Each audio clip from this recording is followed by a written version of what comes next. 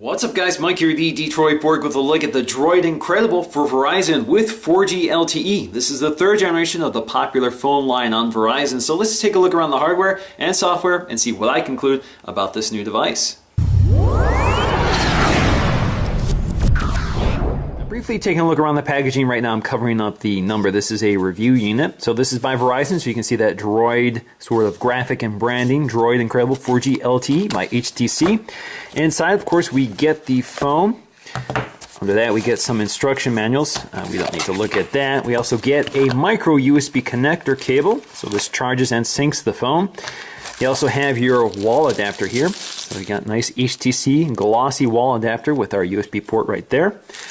And we have what would have contained our SIM card, which is now installed in the phone. Now taking a look at the stats here, we have a 1.2 gigahertz dual-core Snapdragon processor with 1 gig of RAM and 8 gigs of internal storage, although this does have a micro SD card slot, which supports cards up to 32 gigs.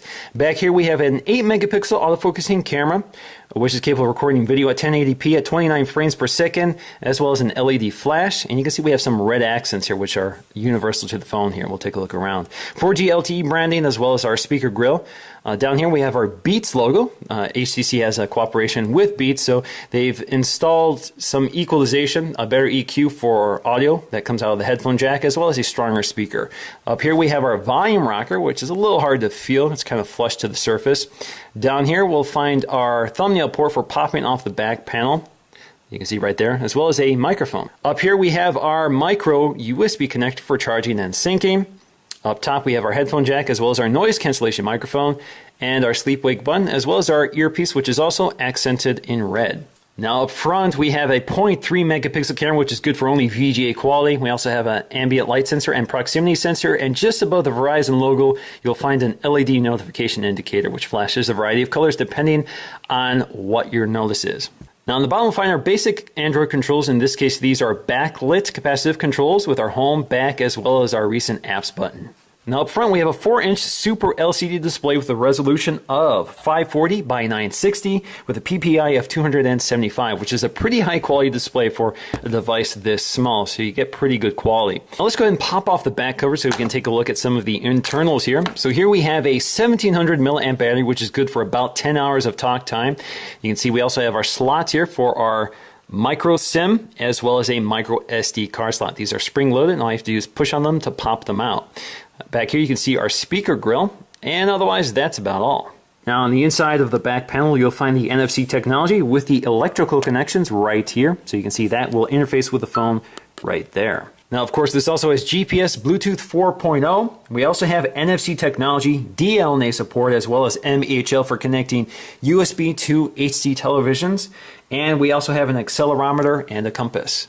Now let's go ahead and take a look at the software, and because this is a Droid phone we do have some Droid UI features. So that starts off with the boot animation, which is kind of neat, and of course you do get that Droid notification tone. Now the Incredible 4G is running Android 4.0 or Ice Cream Sandwich. No word yet on whether this will be updated to Jelly Bean, but this is running HTC Sense 4, which is the latest and greatest skin from HTC, which is actually pretty good for a Android skin. Now it starts off with the home screen here, so you can see we have this little circle here which you can swipe up to unlock the device, or if we go back to the lock screen, we have 4 apps here we can launch right from the lock screen, including camera, messages, mail, and phone. So if you swipe down to the circle, you can see it launches right to that app. So you can see we have a dialer here, which includes a little voice icon here for voice dialing. And you can see you can type or dial as you want. And you can jump to your contacts, you can go to your groups, you can go to your call history, and you can see you have your contacts up here in this nice window. So you don't have to jump between your contacts and your dialer, which I think is a kind of a nice idea. Now on the main home screens, you have 5 home screens which you can swipe through. If you tap or double tap the home button, you can see you can modify them, so you can move them around, or you can delete them, or you can add more. You can add only up to 7 here, so you can see 7. I can't add any more. Now taking a look at the 7 home screens here, on the farthest home screen it's empty, but on the next one we have a people widget which shows us our contacts. We also have these toggles here for controlling basic functions like GPS, Bluetooth, our sound, as well as our brightness. You also have some of our apps here, including mobile hotspot, guided tours, which is sort of a tutorial on how to use this device from Verizon. We also have Verizon Apps, which is Verizon's app store, and our settings button. On the main home screen, we have this very nice widget up here, which contains our time and weather, which actually has a 3D effect when you scroll through it. So I don't know if you can tell here, but if you scroll around, you can see the clouds sort of move above or hover above the clock, which is kind of a nice detail. Now on the home screen, we have our music app, which actually is kind of interesting here. So we have our onboard music as well as our apps. So you can add shortcuts directly to the music app, so you can launch them right from that portal. So all of these up here are standard. They come with the phone, but I've added Google Play Music, and you can add shortcuts right to it just by tapping settings and going to add an app shortcut. And you can pick ones that qualify. We also have an internet browser, which is customized by HTC and does support Flash. But of course, you can add any browser you want. Now, if you swipe toward the edge, you can see we get some additional functions here, although they kind of disappear awfully quickly. But you have add to bookmarks, save tabs. So let's go to our tabs. So you can see if you had multiple tabs, you can kind of scroll through them.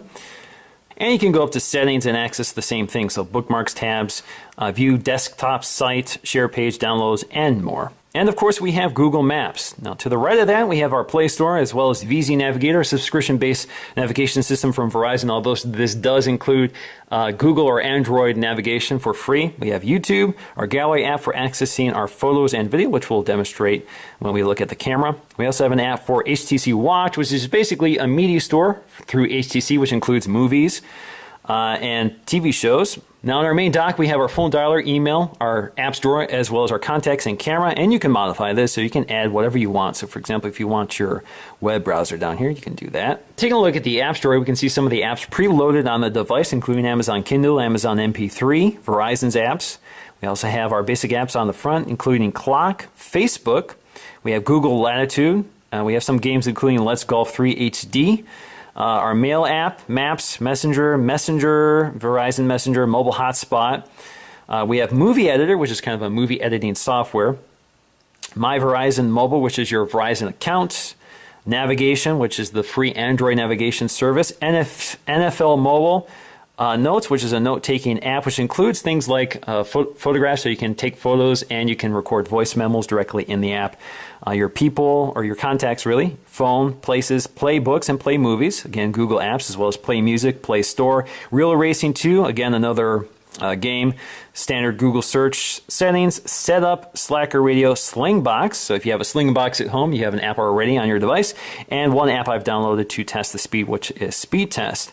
We also have Google Talk, Tasks, which is kind of a task manager, kind of like reminders on the iPhone. VCast Tones, Verizon Video, Voicemail, VZ Navigator. Now down below we have our frequent, so we can see what apps we use frequently. We can see what we've downloaded, and we can see our Verizon apps. Now if we swipe down from the top, we'll get our standard notifications panel. So we get notifications for email, Facebook, Google+, or more. We also have our options up here to clear notifications or go to settings. And I can jump right to any of these notifications by tapping on them or swipe them out of the way. Now if we go to settings, we can take a look at some of the changes HTC has made here as well. So you can see we have a nice bright white settings panel with this sort of accordion effect when you swipe down. You can also go to personalize, which is where you can really personalize your device. This is one of the things that Sense does quite well. So you can change the scene here. So you can change, for example, I have the default Verizon scene with a Droid interface. You can also go to others, which will change the clock, the background, and some of the audio tones. We also have skins here, which will change both the lock screen and home screen. So we'll basically change the background and some of the user interface elements. We also have wallpaper. We can customize our wallpaper either with static wallpapers or live wallpapers or wallpapers from our photo gallery. Lock screen style, which is kind of interesting here. So you can change to a live lock screen, which include things like productivity, which will give you a live widget on your lock screen of things like your recent phone calls, your text messages, email, calendar events. You also have photo album, which will sort of give you a slideshow on your lock screen. We have the Find or Friend stream, which was basically interacts with your Facebook, Google+, Twitter apps. We also have our weather widget, people widget, or not widget, but people screen, clock, as well as stocks. Now you can also disable lock screen shortcuts. So for example, if we turn that off, you can see that we no longer get those shortcuts on the lock screen. Now if you wonder how to change these, basically everything that appears on the lock screen is everything on the launcher. So if you go to your launcher, all of these apps appear on the lock screen. So all you have to do is change any of these and they will appear on the lock screen. Now, because HTC has partnered with Beats Audio, sound is very important here.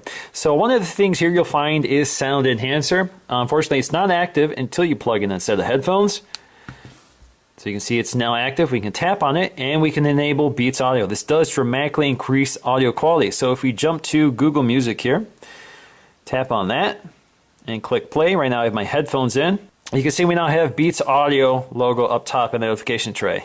Now under sound, there are some other interesting toggles here, including quiet ring on pickup. So if your phone starts ringing and you pick it up, it automatically dials back that ringer. Also pocket mode. So if it's in your pocket, it blasts the speaker to make sure you hear your ringer. And flip for speaker. So if you're on a phone call and you flip your phone over, it will automatically set it to speaker mode.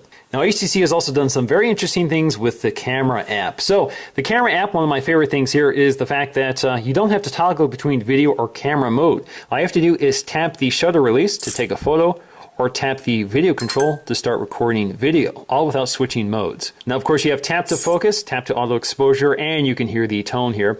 You also have your volume or zoom in control, which is digital zoom, of course not optical zoom, and you have some effects here. So you can do looks like distortion, which is kind of a mirror effect, vignette, depth of field, which kind of blurs out the edges, focuses the center, dots, mono, country, vintage, vintage warm, vintage gold, grayscale, sepia, negative, solarize, posterize, and aqua. Now there are tons of options here. So if you tap the A in the lower corner, you can go to slow motion video. You can set it to auto, HDR, panorama, portrait, portrait group shot, landscape, whiteboard, close-up, low light. So you have lots and lots of options. You also have your settings here, so you can change whether you want to use your front camera or the rear-facing camera. Self-timer, image resolution, video quality, preview duration, image adjustments. So if you tap on image adjustments, you can see you can change your exposure, contrast, saturation, sharpness, your ISO levels here. So you can set custom ISO levels, white balance, so fluorescent, incandescent, daylight, cloudy, and you can see you can continue to control all of those right from the same screen, and all you have to do is swipe down to get to additional options. Very nice user interface. Also camera detection, video options, camera interface, auto upload on and off. So you see you have lots and lots of options in a very nice user interface. You also have your flash controls up here. Basically all you have to do is toggle them between flash off, flash auto, or flash on. In terms of video quality, it is pretty good. It's very sharp, lots of detail, pretty good color accuracy, although it does tend to be overexposed in bright lighting conditions. The other big problem I have is the autofocusing function does cause some noise on the microphone. So you can actually hear the clicking of the lens when it's autofocusing. So it's kind of a problem, but otherwise it's a pretty good camera. Now the other big story here is 4G LTE speed. So I'm able to get about 16 megs down and about 16 megs up. So very fast speeds. Now overall I'm pretty impressed with the display. With a pixel density of 276, it's pretty good. It's definitely not iPhone 4S quality, but it gets up there, especially for a larger screen. The iPhone 4S is at 326 ppi. This is at 275. So it won't challenge the iPhone 4S for resolution, but it does a pretty good job. Now you can see that off axis it's pretty good, although it does tend to fade away like most LCD screens when at extreme angles. Now because we have that high resolution screen, it does make text look very sharp, very crisp, so you don't see a lot of blurring at the edges. Now in terms of size and form factor, it's actually pretty similar to the iPhone 4 and 4S, but of course the iPhone 4S has a much smaller screen than that 4-inch screen here. But it has a very similar overall footprint, so it handles pretty nicely in the hand. I think it's about the right size here. So it's not too big. You can use your thumb to operate the entire device in one hand. So I definitely like the size and form factor of the Incredible. Now this certainly is dwarfed by the Galaxy S3, which is quite a bit bigger with that 4.8-inch screen.